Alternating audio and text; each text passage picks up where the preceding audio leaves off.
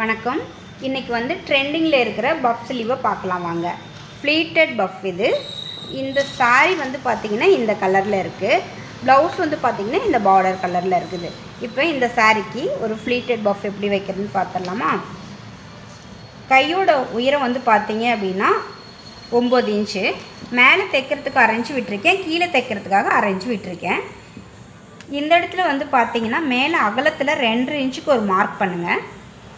உயரத்தில் பார்த்தீங்கன்னா 5 இன்ச்சுக்கு ஒரு மார்க் பண்ணுங்கள். மார்க் பண்ணிவிட்டு அதுக்கப்புறம் இதுக்கு ஒரு கிராஸ் கோடு வரைஞ்சிருங்க.